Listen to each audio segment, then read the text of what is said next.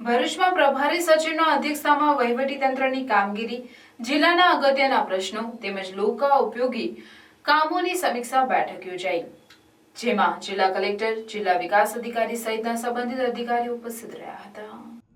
ભરૂચ જિલ્લા કલેક્ટર કચેરીના સભાખંડમાં પ્રભારી સચિવ શામી હુસેનના અધ્યક્ષતામાં સમીક્ષા બેઠક યોજાઈ। આ બેઠકમાં કલેક્ટર તુષાર સુમેરાએ ભરૂચ શહેર તથા જિલ્લામાં ભારે વરસાદથી ઊભી થયેલી પરિસ્થિતિની વિગતો આપી। જિલ્લામાં પૂરની પરિસ્થિતિને ટાળવા લેવાયેલ જરૂરી એક્શન બાબતે AI બેઝ ઈ-રેવા એપ્લિકેશન સંદર્ભે વિસ્તૃત જાણકારી આપી। જ્યારે જિલ્લા આરોગ્ય અધિકારી JS દુલેરાએ જિલ્લામાં ચાંદીપુરા કેસ અંગેની માહિતી આપી અને તે સંદર્ભે હાથ ધરવામાં આવેલી કામગીરીની માહિતી આપી।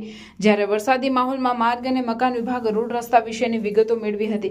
પાણી પુરવઠા વિભાગની કામગીરી સાથે DRDA વિભાગ IC અન્વયે કરવાની થતી કામગીરી વિશે વિગતો મેળવી દિશા સૂચન કર્યું। આંગણવાડીના બાળકોને શિક્ષણ અને ભોજન સાથે યોગ્ય સુવિધા મળે સુનિશ્ચિત કરી ઉપયોગી માર્ગદર્શન આપ્યું। તેમજ શિક્ષણ વિભાગની સમીક્ષા કરતા જિલ્લાના તમામ ગામમાં એક લાઇબ્રેરીની સુવિધા ઊભી થાય એ દિશામાં વિશેષ પગલાં લેવામાં આવે તેવો અનુરોધ તેમણે કર્યો। બેઠકમાં પ્રભારી સચિવ શામીના હુસેને વહીવટીતંત્રને અગત્યના પ્રજાલક્ષી કામોને અગ્રિમતા આપવા સૂચના આપી હતી। આરોગ્યલક્ષી કામગીરી માટે આરોગ્ય વિભાગને મોનિટરિંગ કરવા અને ડિઝાસ્ટર વિભાગને કોઈપણ પરિસ્થિતિ પહોંચી વળવા તૈયાર રહેવા જરૂરી સૂચન સાથે ઉપયોગી માર્ગદર્શન પૂરું પાડ્યું।